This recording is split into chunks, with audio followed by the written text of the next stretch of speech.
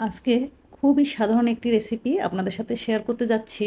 যদিও রান্নাটি খুবই সাধারণ, কিন্তু এর স্বাদ এতটাই সুস্বাদু যে আপনারা যতক্ষণ না রান্না করে খাচ্ছেন ততক্ষণ পর্যন্ত বুঝতে পারবেন না এটা কতটা সুস্বাদু।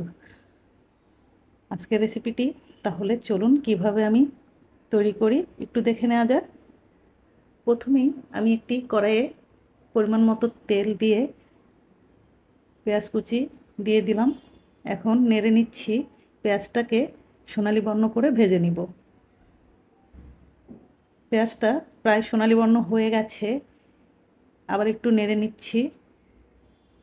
এখন আমি দিয়ে দিচ্ছি কিছু কারি পাতা। কারি পাতাটা দেওয়ার পর আবারও একটু নেড়ে নিচ্ছি।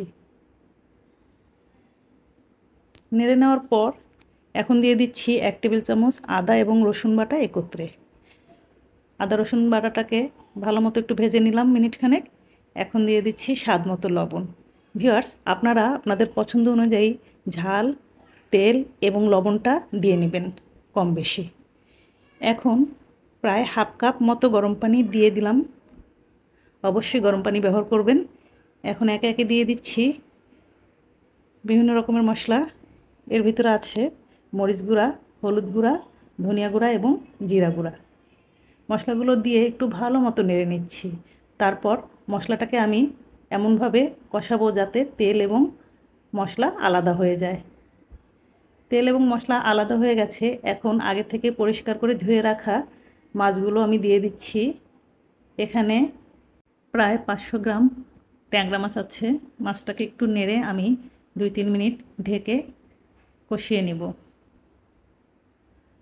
3 মিনিট পর ঢাকনা তুলে 1 কাপ গরম পানি দিয়ে দিলাম। এখন কড়াই ধরে একটু নাড়িয়ে দিলাম।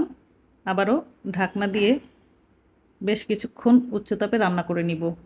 প্রায় 3 মিনিট বেশি তাপে রান্না করার পর আমি মাছগুলোকে একটু পাশে সরিয়ে দিয়ে দিচ্ছি একটি বেগুন লম্বা লম্বা করে কেটে রেখেছিলাম।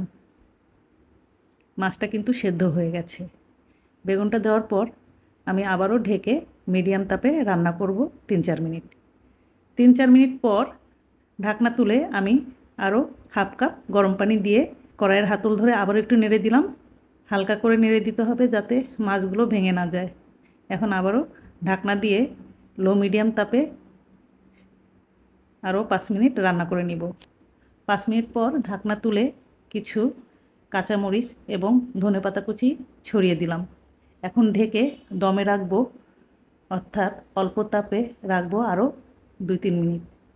আমার রান্নাটা রেডি হয়ে গেছে। আমি ঢাকনা খুলে আপনাদেরকে দেখাচ্ছি কি অবস্থা।